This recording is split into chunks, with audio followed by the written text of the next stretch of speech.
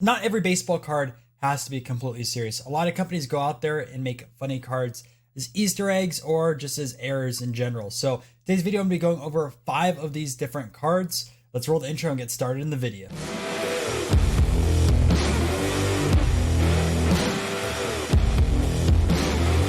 So the first card I want to talk to you guys about today is the 1952 Gus Zurniel. Now, Gus Zurniel's card was really iconic in the 1952 set. It was probably the best fun card in that set.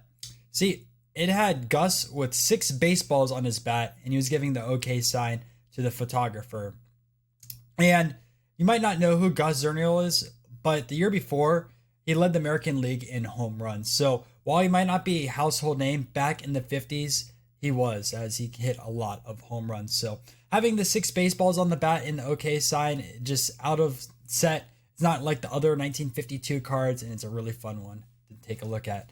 Now, the price of the 52 Zurniel is actually pretty fairly cheap.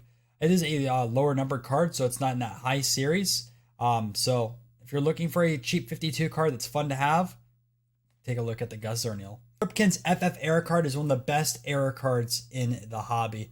Everyone loves it and wants to collect it, and the demand of this card has been increasing over the past few years. Now you can find a raw copy between $30 and $50.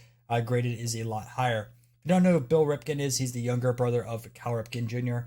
And while he doesn't have the stats as Cal, he still had a 10-year career in the Major League Baseball. So the FF Era has a few different variations of it. The one which isn't crossed out, there's one that's scribbled, and then there's a normal card with tape over it. A lot of people love this card, and it's just an iconic card of baseball history.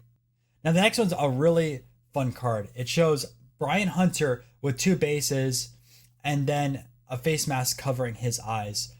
Brian Hunter wasn't a household name, but he still had amazing stats stealing bases. So in 1999, he ended up leading the league with 44 bases, and a few years earlier, he had 74 steals in one season. So while he's not a Rickey Henderson player, he had a few good years, and Topps made this iconic card in its 1999 Topps Chrome release.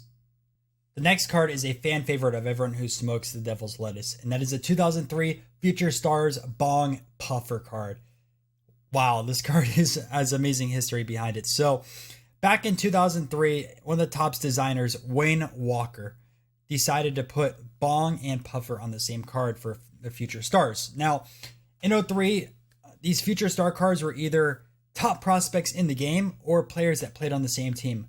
Bong and Puffer were neither. They played on completely different teams, and they were nowhere near the top prospects at the game at the time. So he decided to put these cards together, and it ended up getting released throughout the public. And the year after, he ended up leaving Topps and moving over to Europe, where he didn't design cards again. But it's a good piece of relic, piece of history, pretty funny card from the 2003 set. And even though it's 2 commons that never really panned out in baseball, there's still a lot of collectors for this Bong Puffer card.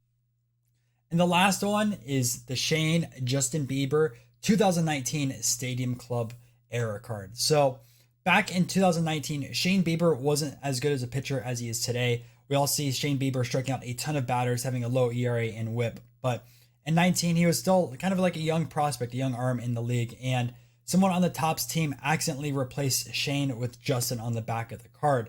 So it said Justin Bieber instead of Shane Bieber. And because of this error, a lot of tweets started going out throughout Twitter. Cleveland Indians, MLB, Justin Bieber, Shane Bieber, like everyone was involved with it. This error card got really famous. And then now Shane Bieber is known as Shane Justin Bieber. So pretty funny card that came out recently that fits in this criteria. Anyways, I hope you guys enjoy this video. If you did, make sure to leave a like and subscribe.